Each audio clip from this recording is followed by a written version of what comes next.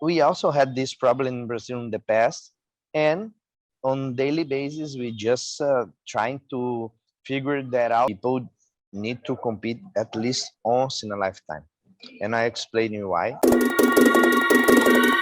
So, Professor, firstly, I know you're busy traveling all around India right now. So, firstly, thank you for taking time out for this small chat. So, how has been this journey so far for you in India? So thank you so much to have me. I know LockerRoom India is a huge platform here in this country, right? And exactly what we need to grow and to keep our sport strong, right?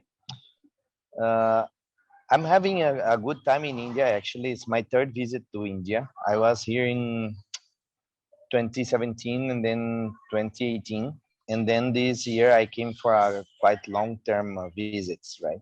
I was 1 month in Chennai, and now August I'm here in Mumbai. Then next month in September, I'll enjoy the guys in Bangalore. So, how did you decide that you're coming back to India? When did you decide? When did you plan this whole trip? Actually, we are planning this before the pandemic, right? Uh, so with some adjustments, we are able to do that only this year because everybody knows, right? Everything's closed for almost 1 year and a half, some place 2 years.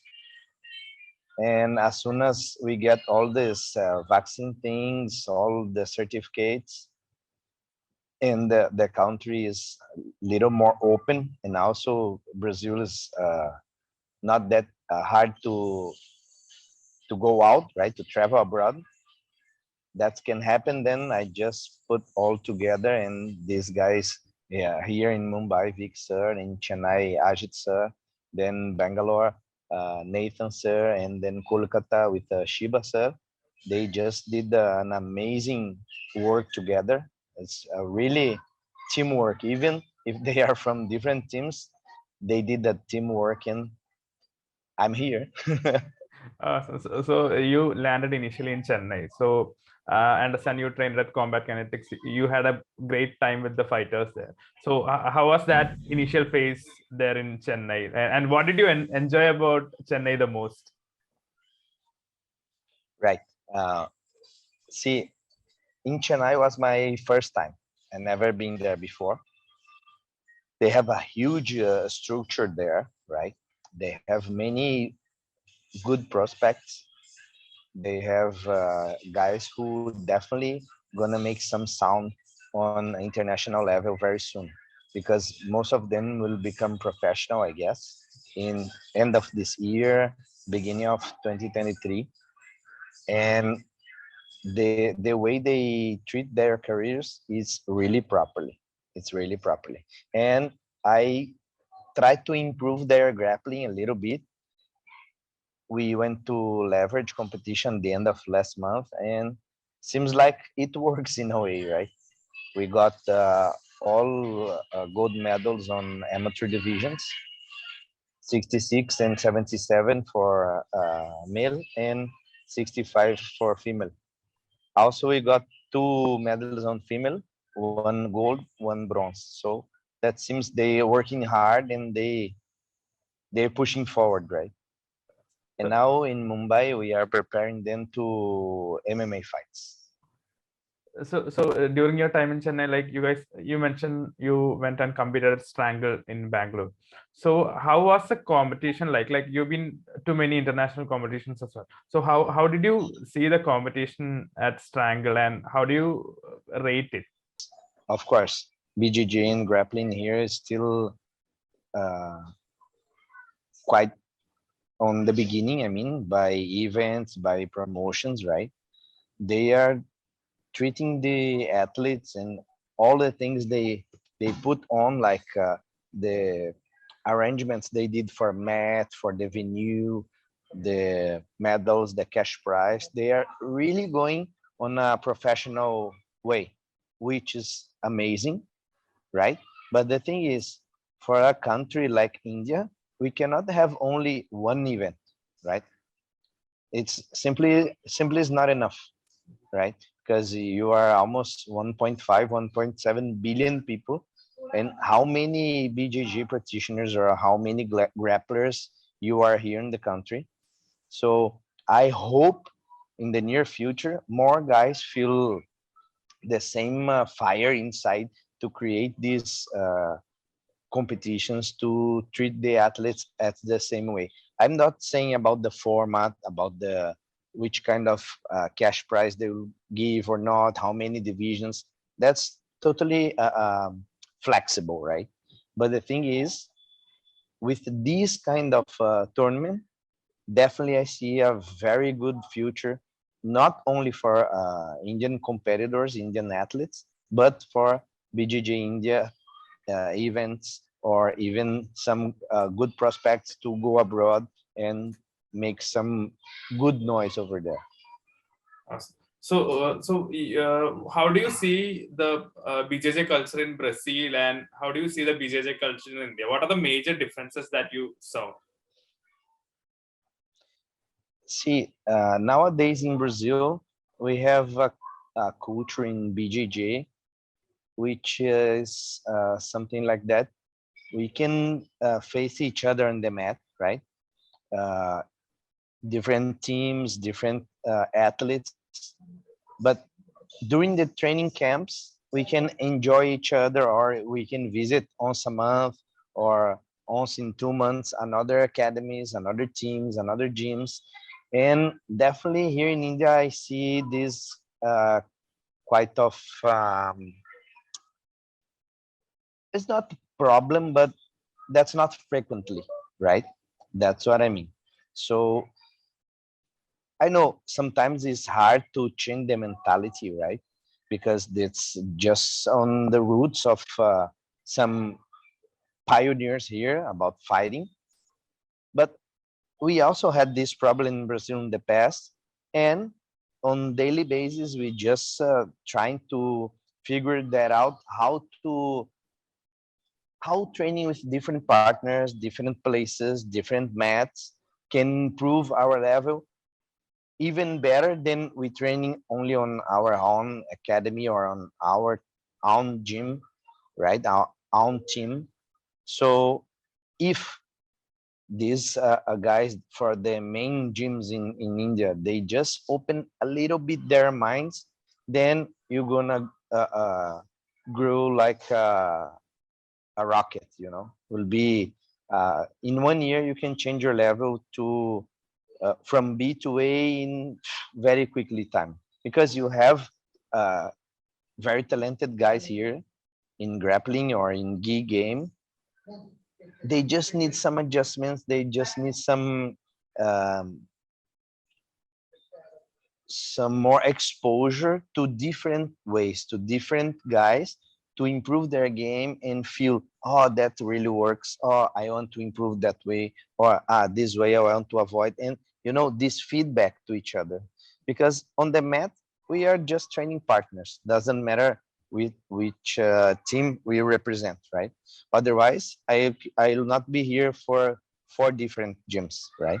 I would just be here with the guys who learn under my lineage. But that's not BJJ. I mean, definitely, that's not BJJ. BJJ means all community is together in one purpose, and the purpose is make BJJ bigger and bigger and bigger, right? Awesome. So now you are in Mumbai. So tell us a bit about the Mumbai leg of your journey. Like you are in Evolution Combat Sports currently. So you hosted a seminar last day. So how was the seminar? How is Mumbai? Yeah. See, Mumbai was the first city I visited, right, in 2017. Then I returned here in 2018, and now I'm here again. So I feel really honored to be here with the Vicky sir, because he has this kind of approach. Since the day one we met each other, we just found this connection. We just found this same way of thinking in the lifestyle, in the how to prepare athletes.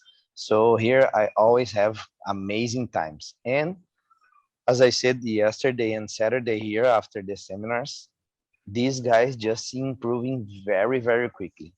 The guys who I saw in 2017 and the same guy when I see them this last weekend, it's totally different guy.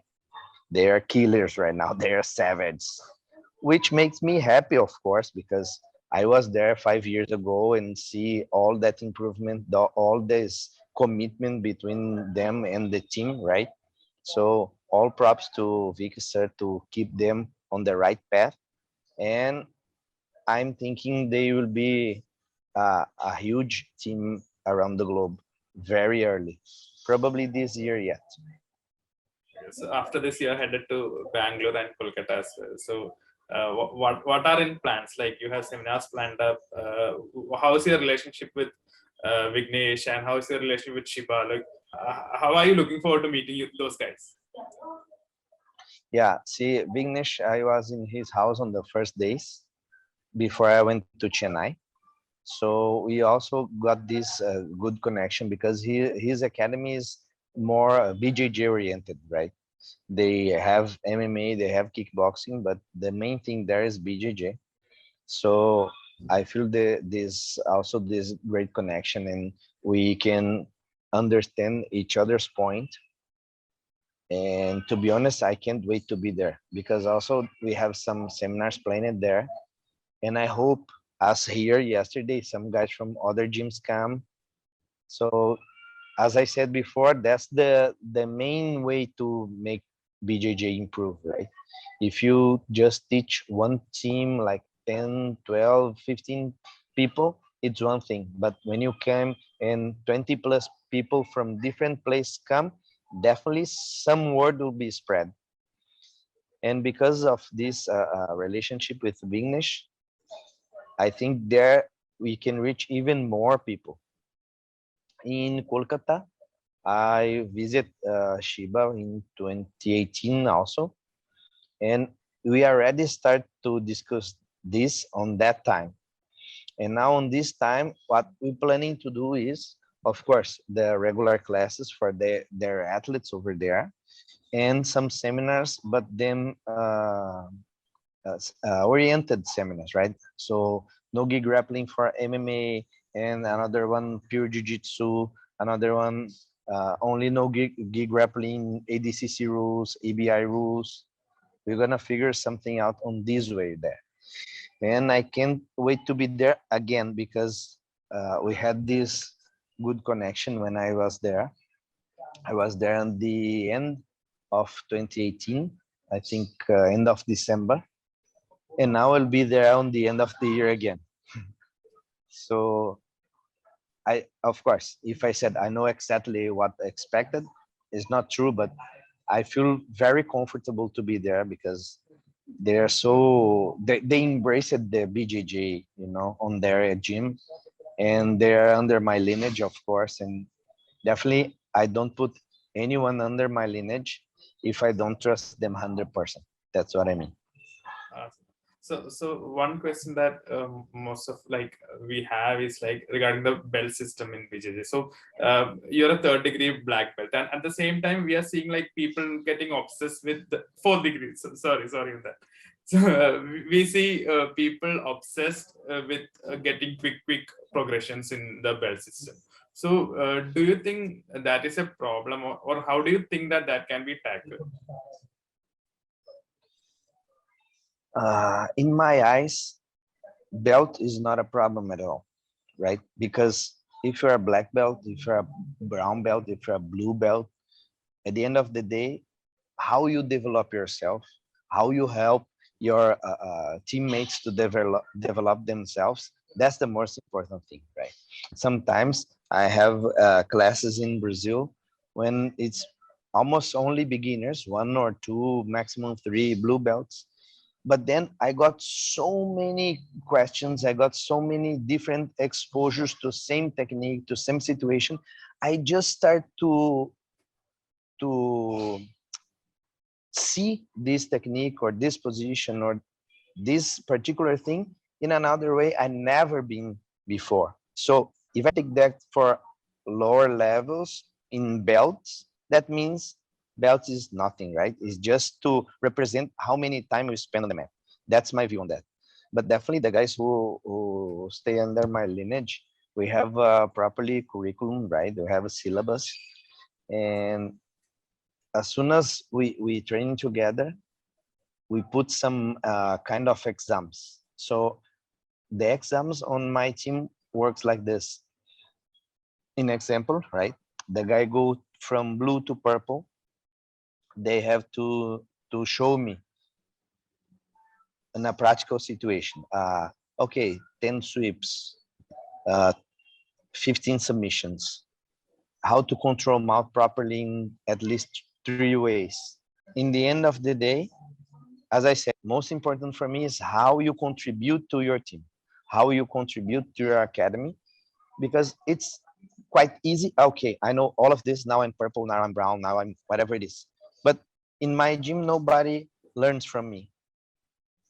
For me, that's not important, really. What you did on the rollings, this guy or with me or another guy, right? Because that's what we need. We need to know how to improve. The belt is just a piece of cotton on your waist, right? So one more thing, like, is it necessary for people that are training BJJ to be competing regularly, or is competition something that depends from person to person? In my mind, people need to compete at least once in a lifetime. And I explain you why. Uh, First of all, because all of people, we are human beings, right? So we should feel some adrenaline. We should feel some butterflies inside, and then they will decide, oh, that's really good. I really enjoy this. Because some people just avoid any situation out of their comfort zone. But some people just love it that. So you should try. If you don't try, how you know, right? So at least once in a lifetime, in my mind, all BJJ practitioners should compete. And of course, some people just don't gonna enjoy, and some people gonna love. So why not try if you have 50% chance to enjoy, at least, right?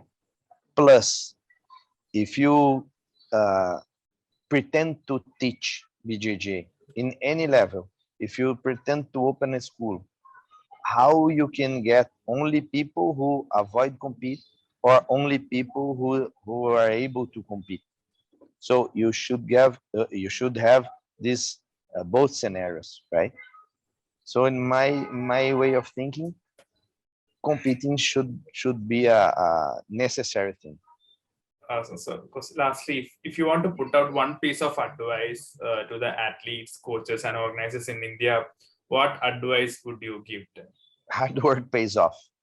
Definitely, hard work pays off. So working pretty hard. I usually have an expression in Portuguese. I don't know if it makes sense in English, but I'll try anyway. So uh, I usually say that to my students, to my friends, even my friends from another teams and other gyms.